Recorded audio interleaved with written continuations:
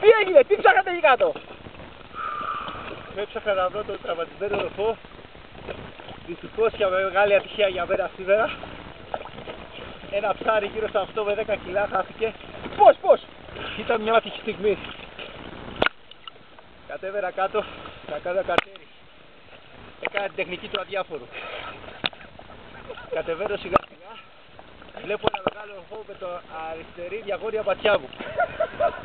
Κάνω ότι δεν το κοιτάω ενώ το έχω δει. Αυτό δεν με παίρνει χαμπάρι ότι το έχω δει και με παρακολουθεί νομίζοντας ότι κάτι κάνω, κάτι ψάχνω, είναι περίεργο. Το ψάρι σιγά σιγά με πλησιάζει. Εγώ ακόμα κάνω τον αδιάφορο, το σύστημα. Ευτυχώς και καλή μου τύχη στην παπιάνη. Όμως με παίρνει χαμπάρι ότι γυρίζω το πνεύμα προς τα πάνω του. Γιατί είναι σημαντικό κιόλας. Τη στιγμή που αλλάζω την πορεία του όπλου μου αριστερά, το ψάρι κάνει μια κίνηση προς το θαλάμι του. Έχω δει το θαλάμι του, σαν έξιτος που είναι. Και κάνω μια βολή, όχι προς το ψάρι. Έχει βολή, δηλαδή στρέφω το όπλο μου. Σιγά σιγά, διαγώνια. Το ψάρι έχει πάρει την κάγουσα από το θαλάμι του. Και πριν προλάβει να μπει, τάκ, του ρίχνω τη βολή. Η βολή είναι κέρια και το πετυχαίνει στην κοιλιά. Όχι θαλατηφόρα όμως, δυστυχώς. Το ψάρι προσπαθεί να μπει μες στο θαλάμι. Αμέσως καταλαβαίνω τις προθέσεις του. Γρήγορα, παίρνω πετογιά. Αλλά βλέπω ότι τελειώνει και τα οξυγόνα μου. Έχω κουραστεί. Με μπουκάλι βουτάτε? Όχι, με την αναπνοή μου μόνο. Λοιπόν, τραβάω την πετογιά, το ψάρι προσπαθεί να βραχώσει, εγώ τραβάω την πετογιά. Το ψάρι είναι ημιόρθιο μέσα στο χαλάμι, γρήγορα τραβάω και βλέπω τι βέργα να βγαίνει και σαν φρούτο βγαίνει το έξω το ψάρι. Πού πας μαλάκα, έχουμε φύγει από το σκάφος. Συγγνώμη. Το ψάρι έχει φύγει σαν φρούτο έξω. Όριμο, το πιάνω και το βλέπω και σιγά σιγά αρχίζω, βλέπω την επιφάνεια, αλλά βλέπω ότι τα οξυγόνα μου έχουν τελειώσει και αντί να τραβήξω το ψάρι αφήνω λίγο βουλίνα για να ξεκουράζομαι.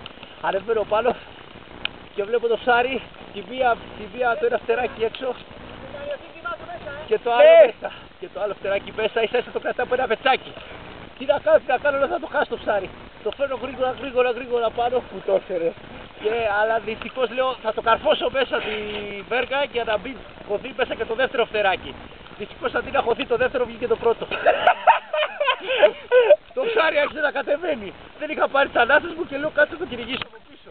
Προσπαθώ, αλλά στα 5 μέτρα είχα ψοφήσει γιατί δυστυχώς η βουτιά ήταν πολύ δύσκολη. Το ψάρι καφέδι και έτσι χάθηκε ένας ωραίος ροχός 8 με 10 κιλός.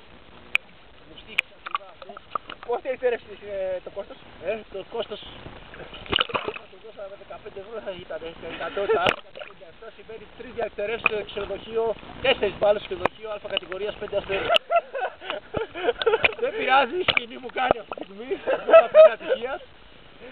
Δεν πειράζει, την επόμενη φορά νομίζω ότι σήμερα θα έχω κι άλλες ευκαιρίες γιατί νιώθω πάρα πολύ καλά. Έχω κάνει την προθέμασή μου, τα γιόγκα μου. Μια βουτιά για το κοινό σου παρακαλώ.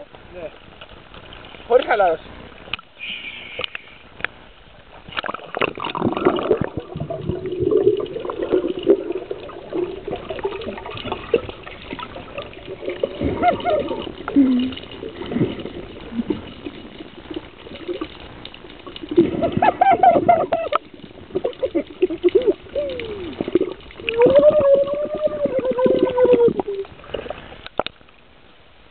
Are you okay?